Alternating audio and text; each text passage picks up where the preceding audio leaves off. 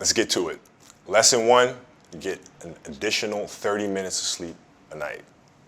Take it as a challenge. Try to find that space, quiet your mind, and get your 30 minutes of sleep. And you'll see it makes a really, really big difference. My sleep habits were horrendous, to say the least. I mean, I've always had a hard time sleeping.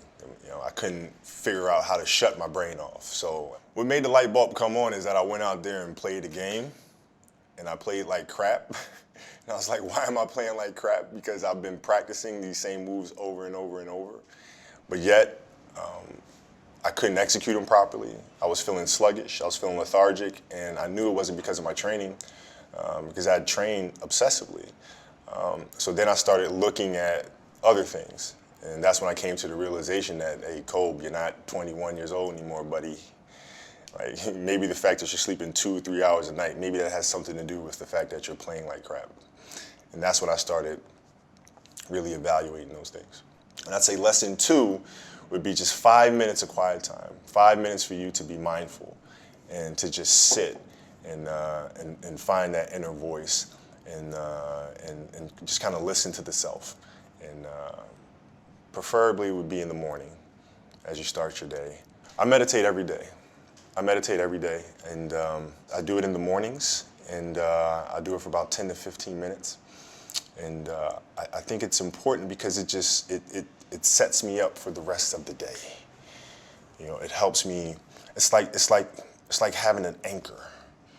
You know, if I don't do it, I feel like I'm constantly chasing the day, as opposed to being able to be controlled and dictate the day. Not that you're, calling the shots on what comes forward, but the fact that I am set and ready for whatever may come my way.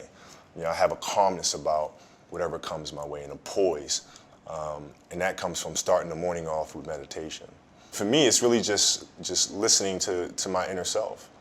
I mean, that's basically it. Like you sit in silence, and you just allow these thoughts to come forward, and you get a chance to observe the self and things that may be lying beneath the surface that if you don't have that time to sit quietly on your own, you'll never pay attention to. Because if you think about it, the reality is we're paying attention to so many things that are going on around us. We're constantly taking selfies, we're constantly taking pictures to post on Instagram and all these other things, and we're constantly observing everything that's around us, but we don't take the time to really observe what's going on inside of ourselves. And that's what meditation is for me. In 2000, we had a new head coach that came to the Los Angeles Lakers by the name of Phil Jackson. And Phil was just coming off of winning 6 championships with the Bulls. And he was really big on mindfulness and really big on meditation. And it wasn't an option for us. So we'd sit in our film room, and he'd turn the lights out, and we would meditate as a group. And he'd teach us mindfulness. And it really connected with me because he was teaching mindfulness through something that I was extremely passionate about, which was the game of basketball. So it was told through the lens of, this is going to help you here. And so I had this curiosity about it.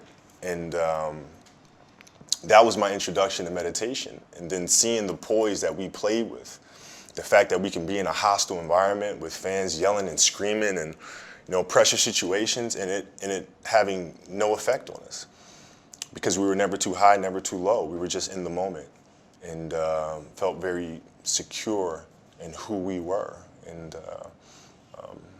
that was my introduction to meditation. I had a great experience, which really I learned a lot about meditation through this experience. I was on a jet ski, and I took the jet ski out in the ocean, and I just kind of sat, and I just let the current just take me wherever it was going to take me. And I really saw a lot of meditation through that moment, because I wasn't trying to control the moment. I wasn't trying to force myself upon the waves and dictate where I was going to go. I just let the waves take me there. And there was a lot of peacefulness involved in that.